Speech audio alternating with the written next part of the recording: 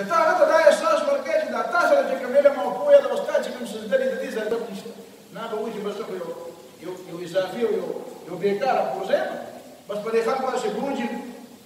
نه به خود ونه خوري نو قرآن دا وایي چې ته هم چې ماشوم وې که نه نو تا څنګه چل کوو تا څنګه چل تا به شل ځله وایي چې دا څه دي او دې ته څه وایي او دې ته څه وایي او ما به درته وایي او اوس زه یو ځل خبره وکړم نو په تا باندې درنه لګي نو دا مه کوه کنه دا بیا تا سره هم داسې کېږي بهرحال سبب یاد سبب ملعون من صب والديه ته د بل مور او پلار ته کنځلو کوي نو او صحابه کرامو لپاره عجیبه خبره وه چې ښه پلار او مور ته به داسې وکنځل کوي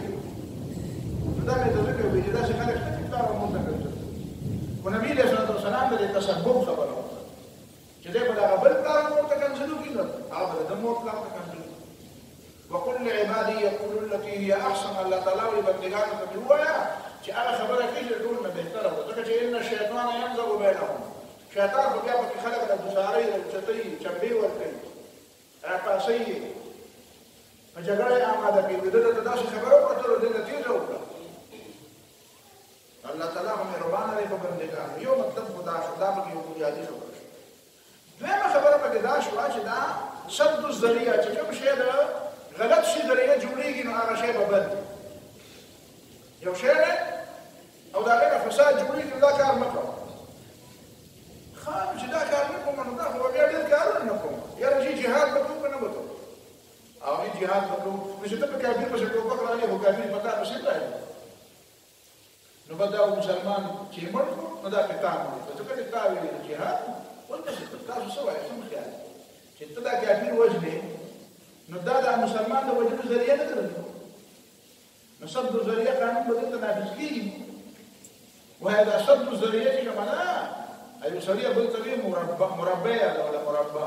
وایي مربع سره شته نو د مربع په ځای ورته وایي مربعه د سره شته هغه وایي شته خو دومره ټینګه نه ده شته خو دومره ټینګه نه ده نو دا صد الذریعه یو کلیه ده خو دومره اوږده نه ده چې فرایضو ته او واجباتو ته ورمتعدي شي چې د دې په وجه ته فرایض پرېږدې یاره چې زه خو الله اکبر بانګ وایم خو ډېر خلک پرې خفه کېږي نو اصله چې زه الله اکبر وایم او دلته خلک خدای پاک ته کنځل شروع کړي نو زه چې بانګ مه وایم نو بیا به بانګونه نه وایي ځکه چې خلک د الله نوم وایي نو بیا به نعوذ بالله الله تعالی ته په بدله دې وایي نو ته الله اکبر مه وایه یاره چې دا جوماتونه مه جوړوئ ولې مه جوړوئ ځکه چې بیا به خلک جومات ته کنځل کړي دا خو کافر دي نو کنځل د جوماتونه مه جوړوئ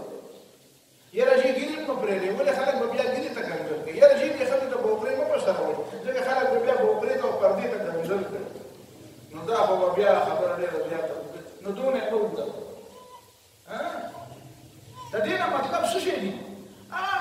مباحات ته نه مراد دي یا هغه چې د هغې هغه کومه نتیجه چې کومه وي او د هغې په نتیجه کې چې کومه بد راځي هغه بد د هغې خونه ډېر زیات شي ډېر بدي دي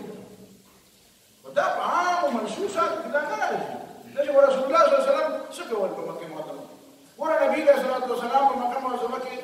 د توحید دعوت پیش کړو او همدغه توحید د دعوت سبب شو د څه دپاره د حضرت بلال د راښکلو دپاره یا لکه حضرت بلال خو غلام و خو په دې مکه معظمه کې خو چا د خپله راښکلی نه وکړ راښکلی یې و د پیغمبر علیه السلام نه مخکې نو که اوس یو سړی راپاسي د دې زمانې فرض که دا په دې دور کې یو خبره شي او په دې دور کې یو سړی راپاسي او وایي چې یاره دا د توحید خبرې شروع کړې د قرآن خبرې شروع کړې نو دا وګوره ورته ستا ملګری راغلی جیل ته لاړ تکلیف ته لاړ مړ یې کړو شهید یې کړو ویې وهو نو دا خو ته بیا هغه په رسول الله صلی الله علیه وسلم باندې نه اپلای کړه هلته رسول الله صلی الله علیه وسلم چې دعوت وړاندې کړو د حضرت سمیه رضی الله تعالی عنها ابو جهل شهیده کړه حضرت بلال خلکو په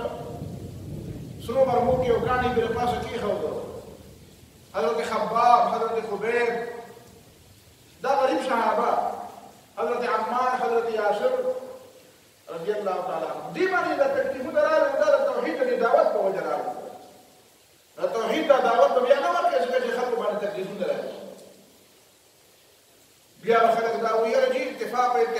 شی دی او چې اتفاق او اتحاد څه شی دی نو تا خو اتفاق قرآن کړو نو مې رسول الله صلی الله علیه وسلم چې د دعوت په مکه معظمه کې پیش کړو بیا اتفاق قرآن نشو نو د دې وراني نسبت په پیغمبر ته کومه خلکو ته دی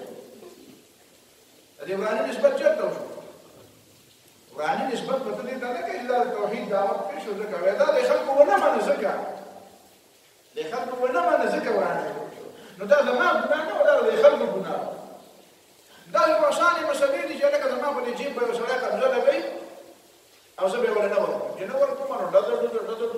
نو بل راته وی چې لکه تاسو چې واله او تام وو دا کور خلکو چې ګوره دې سره دا کور د خسرې خلکو ته جګړه مو کوي او په خپل جګړه نو څو د عجیب پرېدم عجیب ته پرېدم دا فلسفه نه سره کېده دا فلسفه نه ده خو د دې نه مطلب هغه څه دي چې هغه ستاسو وجنا حکمت تبلیغ مراد ده خپل جبه ټیک استعمالوا بعض داسې څه دي چې هغه مستحبات په درجه کې دي قطعي فرایض په درجه کې نه دي د واجبات په درجه کې نه دي دا غیر بلا دا غیر متبادل هم کېدای شي هغه متبادل هم جایز دي تاسو لکه پر بولیدان او امین بالجهل جګړه جوړه کړې ته په امین بالجهل ولې جګړه کوي دا خامخا وایي خامخا وایي نو دا امین بستر حرام دی کله حرام دی بیا په دې جګړه وکړه او کله حرام نه خبره ده ورا ولا وایي بیا جګړه کوي دا ته غلط ده په جماعتونو کې جګړه جوړې کړې نو دا جګړه تا جوړې ځکه چې دا بل طرف څخه حرام نه و په خوا به دا د دعا د وزوان جګړې وي د دعا د وزوان چې دا دعا دې وزوان هغه کې نه دعا د وزوان اما ما څه بل څه خبره تاسو ورسې عرب خو سړي ویل شو دغه چې عرب ورته وایي الناطقين بالضاد د دې عرب یو نوم څه دی الناطقين بالضاد د ضاد صحیح تلفظ دی ما یو ځل په دې تلفظ ته سوچ نو بیا به خوب ولیدل ضاد ولا الضالين وی په خوب کې اوس ویل نو دا چې راځي د دې جامع سره انا ما ولا چې دا چې د دې بل جامع سره اړم کې ودا نو بیا به کول نو بیا به خوب کې وکړه چې نه پیراني مطلب دا چې بیا به سره د تعبیر چې بس ته کوم څه کوي دا یې ډول خدای ویل نو نه دي دا شی وایي چې بل دې پیږي نو مې وایي چې نشي ویل هم کوشش وکړم چې نشي ویل چې څنګه ویل شي نو دې باندې دا جګړه کې وردا دا یاد دی دا یو مطلب شو بل مطلب دا دی چې کله به خلک سمې خبرې ته حق وینا ته هم کنځلو لکه نبي علیه الصلاة والسلام په زمانه کې چې خلک راغون شو او رسول الله صلی الله علیه وسلم ترته وی دا وراره دې زموږ خدایانو ته کنځل کوي وی دا شام کا دې پوي کا نبی علیه السلام مو کنځل نه کوي نبی علیه السلام مو کنځل نه کوي نبی علیه الصلاة والسلام خدای ویل چې دا بوتان خدایان نه دي نو کله به ته وایې چې لکه دا سره خدای نه دی دا واجب الاطاعت نه دی دا د اطاعت په معروف کې کوه په معصیت کې اطاعت مه کوه په بل به دا بدله کړي دا ولې وي دا تا کنه نه کړو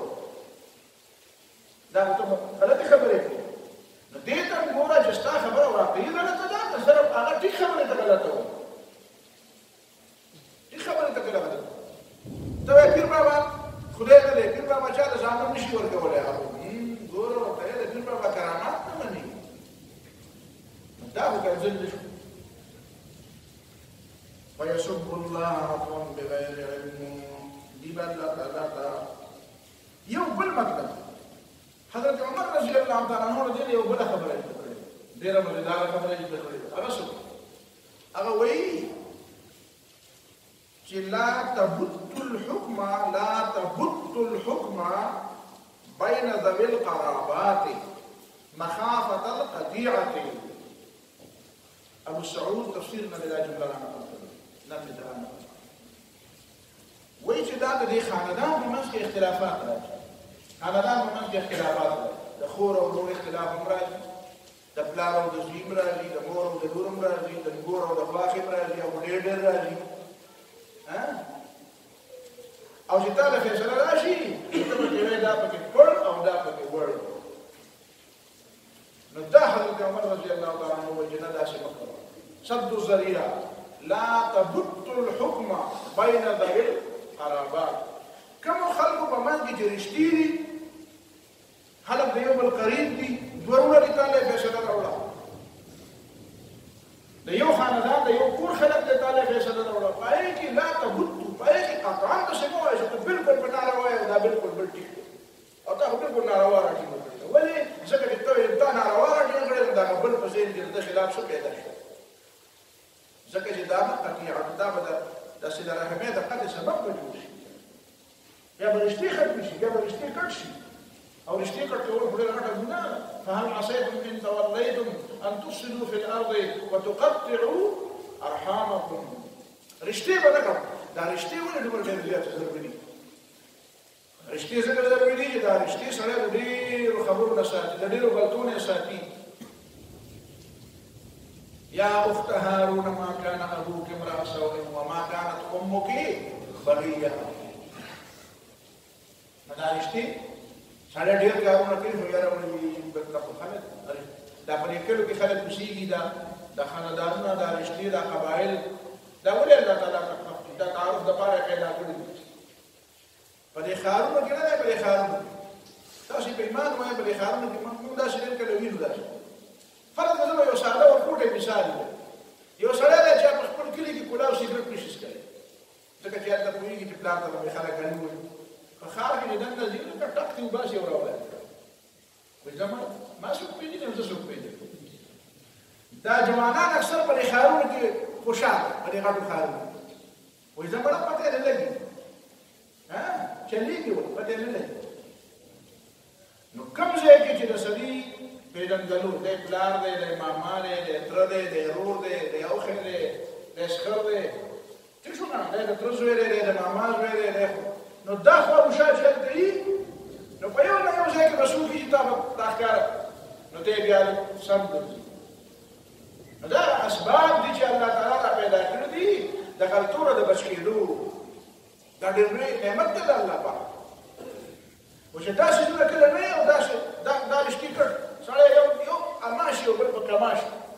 نو داسې نه شي، داسې ناروا ده. خو دا ته حکمت بیان ده، حکمت بیان. نو حضرت عمر رضی الله تعالی عنہ ویلي چې لا تبت الحكم بين ذوي القرابات مخافة القطيعة. مخکې ما دا خبره درسونه کې کړې ده، د یو خواښې او د یو مور جګړه وه، نو ما ته یې ویل چې ته رانه فیصله وکړه. نو خیر ډېر مې پکې وویلې، نو بیا پکې هغه مور ما ته وایي چې یاره سر جي داسې چل وکړه چې ما له یو لست ولیکه، لست، او هغه به زه دلته په دې کمره کې ولګوم چې دا به کوې او دا به نه کوې، دا به کوې او دا. نو ما ورته وویل چې داسې لست به د چا پلار وي، سبا له به پکې دا کاسه دلته پرته وي او تا ته به خوښه کړي دا کاسه د دې جناب پاکه هغه به یې په لست کې نه وي. بیا به څه بیا به څه ما یې دا خبرې په لستونو نه کېږي. دا قرآن ویلي وجعل بینکم مودة ورحمة، دا په مودت او په رحمت مبني ده. ولې د رور او د خور په منځ کې لستونه خلک لګوي، دا پلار او مور یو بل ته لستونه لګولي، دا دوه خویندې چې په کور کې یو کله یو کار نه کوي، یو دواړه خویندې دوه درې خویندې په کور کې ناستې، دوه درې خویندې، دوه څلور درې وروڼه وي. نو دا د دې په منځ کې د لسته کې هلته ولې جګړه نه کېږي؟ د دې خویندو کورونو په منځ کې ولې اکثر عام طور باندې نه کېږي؟ ځکه چې هلته مودت او رحمت. نو کوم خاندان او په کوم کور کې چې دا، نو دا د مودت او د رحمت په بنیاد باندې، دا د فیصلو په بنیاد باندې نه چې دا وکړه او دا وکړه. مولانا مودودي ته یو ښځې خط رالېږلی او چې یاره د دې خواښې په مور باندې څه حق دی؟ د مولانا ډېره پوهه کړه، وایي چې نه نه اخر د دی ولې دی؟ نو مولانا ورته وویل چې زه چې ته خواښې شي بیا به ما ته خط راولې، نو بیا چې خواښې شي خو بیا به داسې نه وایي کنه چې د خواښې په مور څه حق دی. بیا به وایي چې د دې مور په دې خواښې باندې دا مور د خواښې د مخالفت ولې کوي؟ او دا وایي دا د زوی ښه بیا ده او دا زوی یې ساتلی ده د دې باوجود. نو مولانا ته خو پته وه چې ته بیا خواښې شي، نو بیا به داسې نه وایي چې د خواښې څه حق دی، بیا به غواړي چې د خواښې حقونه دي، هسې به یې له ځانه منې، یو که نه ته به یې منې. ما نه به تپوس نه کوې،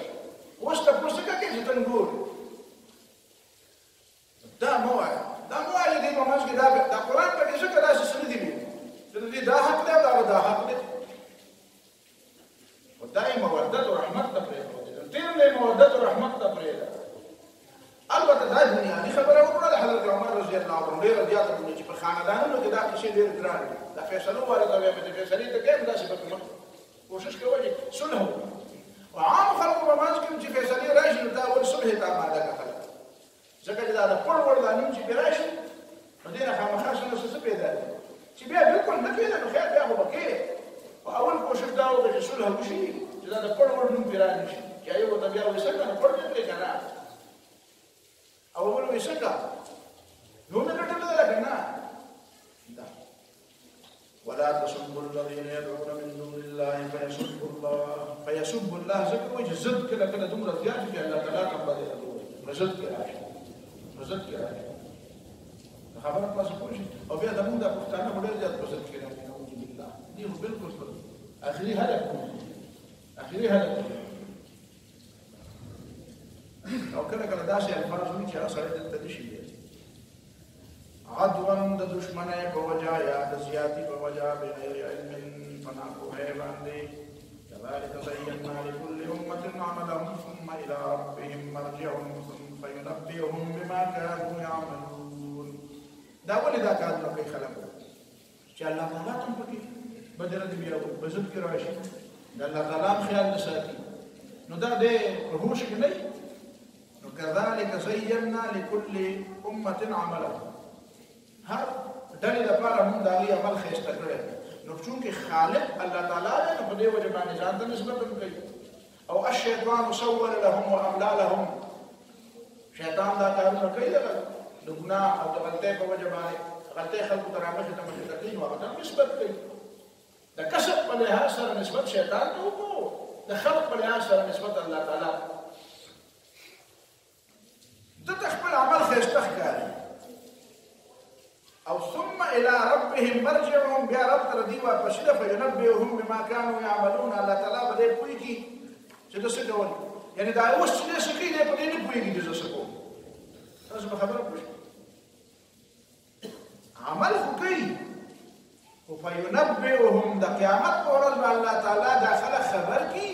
بما كانوا يعملون چې دې څه کول مطلب دا دی چې دنیا کې چې انسان څه عمل کوي نو دې عمل په تمام ما لها ما عليها نه دی خبر د دې عمل هغه مادي چې کوم روح دی هغه د شهادت پورې خبر دی خو د دې هر عمل چې کوم اخلاقي پهلو ده یا د دې چې کوم دورس نتایج دي د هغه نه دی خبر نو گویا کې یو د عمل فطري او مادي نتیجه ده یو د عمل اخلاقي نتیجه ده نو د عمل د پورا معلومات په اړه سره تکیږي چې د هغه مادي او اخلاقي نتایج دواړه سره معلوم دي او عام خلکو ته د مادي اخلاقي نتایج پته نشته روحاني او اخلاقي نتایج د څه دي ځکه چې د خلک ظاهر پرست دي د عمل ته صرف په دې ګوري چې د مادي په لحاظ سره د ظاهر په لحاظ سره په دې کې څه فایده کوي پاتې شو د هغه اخلاقي پهلو دا اخلاقي پهلو د نه پټه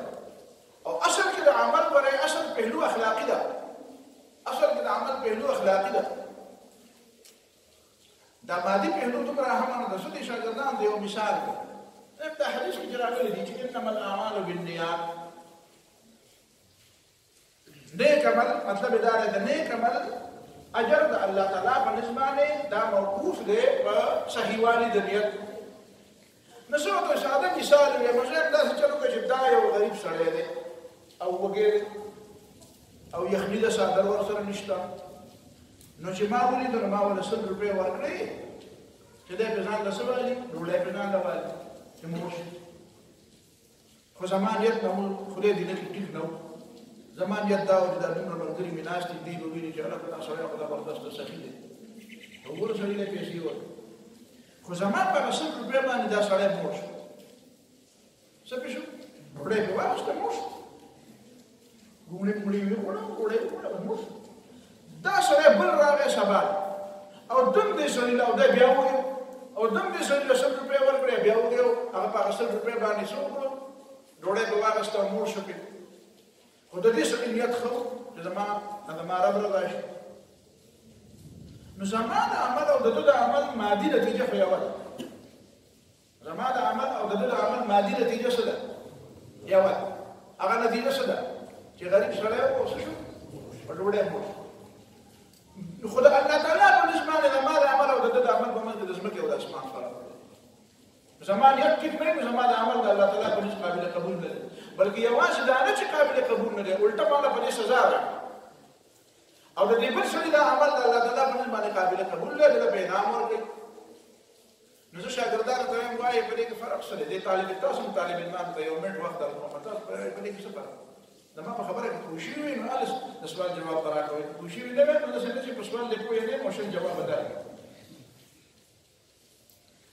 وایي چې د دې اخلاقي پهلو ده د دې پهلو څه ده اخلاقي ده یو فرق چې کوم دی که نه عمل خو زما دی عمل خو د کوم ځای نه شروع شو چې ما دلته پیسې ورکړې عمل خو زما نه شروع شو تعلق یې زما سره دی هغه سړي سره مې تعلق نشته هغه ته قرآن دا نه دی ویلي چې تا د چا په صحیح نیت پیسې درکړې نو وایه نه او که تا د چا په صحیح نیت درکړې د هغه سره د نیت څه معیار شته هغه وګورې هغه له ډوډۍ پکار او خو له شوروا یې که د خري او که د غوښې وږي له څه پکار ده ډوډۍ ولا پکار ده چې هغه له ډوډۍ ملاوېږي او وګورې د شریعت ورته دا وایي چې نه مخکې د هغه نیت معلوم کړه هغه به نیت معلوموي که هغه به وګورې خپله لوږه به درته کوي خبرې تعلق د هغه سړي سره نه دی د خبرې تعلق زما او د دې بل سړي سره ده چې زما دا خدای دې نه چې قبوله نه ده او د ده دا قبوله ده دا ځان څنګه یادوم چې اصلی تاسو به وایئ چې خپله قبله او د موږ هغه نه قبله مثال دی فرق دلته راغلی دی فرق زما او د دې سړي په کردار کې راغلی دی څنګه فرق راغلی ما چې د ښودنې لپاره دله 100 روپۍ ورکړې نو ځکه چې شوکو چې زه یې لیدم که چې زه یې لیدم نو زما په نظر کې اصل کې اهمیت د ده د دې لوږې نه و زما په نظر کې اهمیت ستاسو د دې کتو چې تاسو کتل چې ما پیسې ورکړې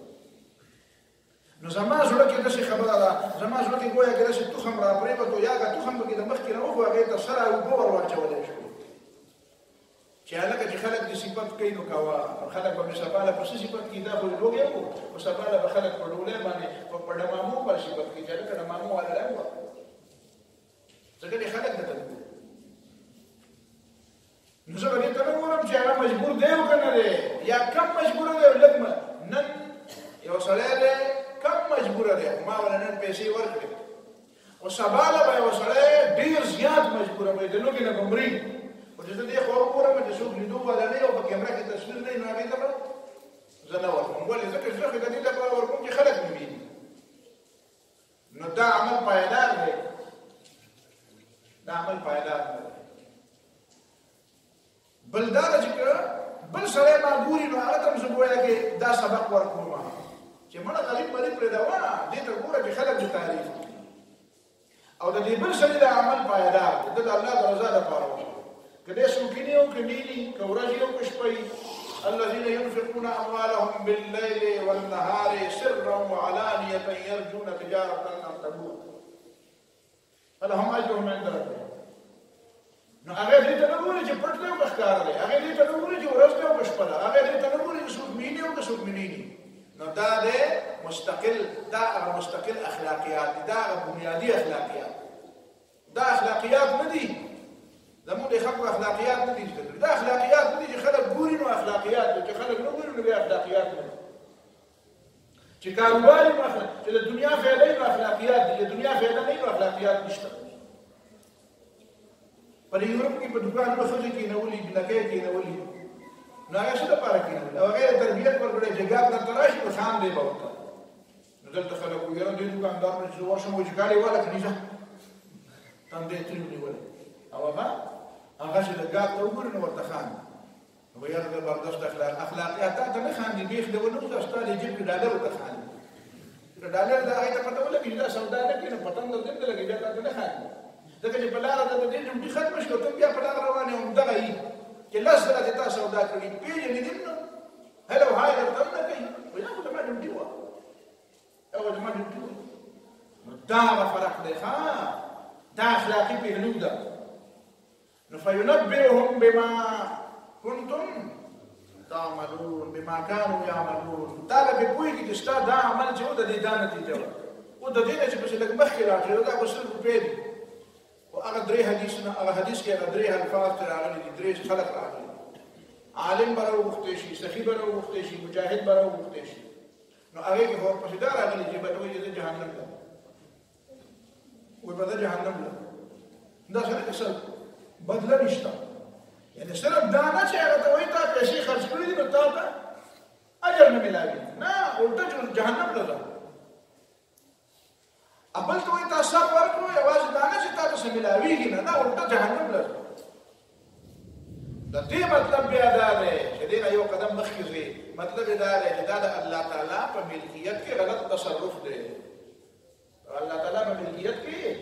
غلط تصرف دی که علم یې درکړی دی دا علم پکې غلط تصرف دی دا د الله رضا لپاره استعمالول پکار دی دا د خلکو د رضا لپاره استعمال که دولت یې درکړی دی دا د هغې کې غلط تصرف دی دا د الله تعالی ملکیت دی او چې کوم سړی په علم کې غلط تصرف کوي نو شوه دا خو هسې پېښه دا ده چې دا خو باید د چانس ټیک شو چې د سیدې خبرې خلکو ته وکړي خدای په بله ورځ هغه خبرې هم کوي چې هغه د خلکو د رضا لپاره به د علم بدلوي داسې به دا دولت هم د غلط مقصد لپاره استعمالوي داسې به سر هم د غلط مقصد لپاره ورکوي نو دې لپاره ځکه وایي تا دا غلط استعمال وکړو نو ځکه جهنم ته ځه نو دا د عمل دا مې ته دې لپاره دا مثالونه وي چې ته په دې باندې سوچ بیا غور کوې غور بیا ځان نور مثالونه پیدا کوه بیا مزید پسې مخکې ځه چې د عمل چې په دنیا کې خلک کوي دا صرف د هغې مادي نتایج درکوي حالانکه د هر عمل اخلاقي نتایج هم دي د هر عمل اخلاقي نتایج او اصل شی اخلاقي نتایج نو ځکه وایي چې عمل چې تا کړی دی نو فینبئهم الله ورته وایي دا ستا عمل داسې دا ستا عمل داسې دا بل آیت ورسره جمع کړي چې بیا پرې لږ مزید وضاحت راشي چې والله محیط بالکافرین وما من دابة إلا هو آخذ بناصيتها ما من دابة إلا هو آخذ بناصيتها نقول د دې مطلب دا دی چې اوس هم هر سړی د خپل عمل د نتیجې سره ورمخامخ دی خو ده ته پته نشته د ده د عمل اوس هم هغه نتایج دي خو ده ته د دې عمل د نتیجې لکه مثلا قرآن په بل ځای کې د دې نه زیات وضاحت په هغه بل آیت کې راشي څنګه دی آیت چې ما یاکلون فی بطونهم الا النار ان الذين ياكلون اموال اليتامى ظلما انما ياكلون في بطونهم نارا وسيصلون سعيرا هغه کسان چې د یتیمانو مال خوري په زیاتي او په ظلم نو انما ياكلون في بطونهم نارا دا په ډکه خېټه څه خوري دا خو ور نه خوري خو پټ پټ شوړه وي او پښمن وي او ډوډۍ خوري غوښه خوري وريجي خوري او قرآن متوي دا ور خوري د دې مطلب هم دا دی چې دا خو بظاهر تا ته دا وړه د حرام مخکاري خو دا ور دی اوس دا شی ځل ولې نه کوي نو دا ځکه نه کوي چې دې کې بس یو شرط پاتې دی هغه شرط پاتې دی چې دا کله دا مرحله دا فیزونه دا دنیا او آخرت دوه مرحلې چې دا مرحله ختمه شي بیا بله مرحله راشي تا ته به پته ولګي چې دا ور دی که نه لکه بالکل داسې مثال دی لکه ستا په جیب کې ماچس او یا لایټر نو دا ماچس ور دی که نه دا خدای مکړي پوره کلي ته د یو ماچس ور ورته کولو دپاره پوره دی نو که ته تا ته څوک وایي چې هلکه دا ماچس تا ور دی په جیب کې پروت دی نو ته وایې نه مړه دا ور نه دی وایې ور دی نو صرف لږ یو شرط پکې پاتې دی څه دی چې دا تیلی پې داسې وي نو پته به اوس ولګي چې ور دی او که نه خو صرف هغه شرط نشته نو تا ته ځکه ور نه ښکاري نو فینبئهم بما كانوا يعملون تا ته پته ولګي چې تا چې څه کول دا شی دا او تا ته انبیا ویلي چې دا دغه دی قرآن درته ویلي وو انبیاو درته ویلي وو د اسلام تعلیمات دا وو نو تا د دې په هغه مادي نتایجو ته خو کتل او مادي اثراتو ته تا کتل هغه مادي شکل ته تا کتل او هغه اخلاقي اثرات او اخلاقي شکل دې ته تا کتل واقسموا بالله جهد ايمانهم لئن جاءتهم آية ليؤمنن بها قل انما الآيات عند الله وما يشعركم انها اذا جاءت لا يؤمنون وما يشعركم يعني وما يدريكم تاسو سبتدا انها اذا جاءت دا معجزه چې دا خلک غواړي نو لا يؤمنون جرام شي بین من زکدا زديان دي ابو جهل زديان کله به نبی له سلام نه یو مسله وتکله دا چې ملائکه راولي ګامته دا راولي ګامته او ان بمعنى د لعل ان بمعنى د لعل أعاذل ما يدريك أن منيتي إلى ساعة في اليوم أو في زحافتي الإمام ابن جوزي نقل قال إلى شيء ويجب خبر عدي بن زيد نسبة كلام أعاذل ما يدريك أن منيتي سلالة كل خزنة خفوك نعم نبار بار بوتوي دا دلالة ندي كريو كالي دلالة ندي كريو لانكي دلالة وجامي دلالة وانا رسطيو لا دلالة ونقرو نو دی ورته وایي چې ډېره ډېرې مه ملامته کوه ځکه چې پته نه لري چې سبا مړ شم بیا به ورپسې خفه یې او هغې به ورته دا نه ویلي چې زما نه به خفه نه یې خو ده ورته داسې وایي چې کېدای شي بیا به ورپسې خفه یې عاذل ما يدريك أن منيتي لعل منيتي کېدای شي زما مرګ إلى ساعة في اليوم أو في ضحى غدي یا به اوس په نننۍ ورځ کې او یا به سبا وخت وي مطلب یې دا دی د نن خو د سبا یم که نه ټمټماتی چراغ سحري چې ورته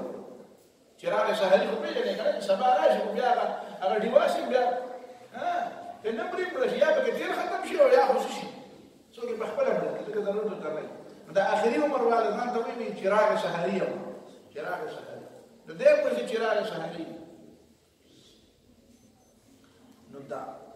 ونقلب أفئدتهم وأبصارهم كما لم يؤمنوا به أول مرة ونذرهم في طغيانهم يعمهون دا نور خبر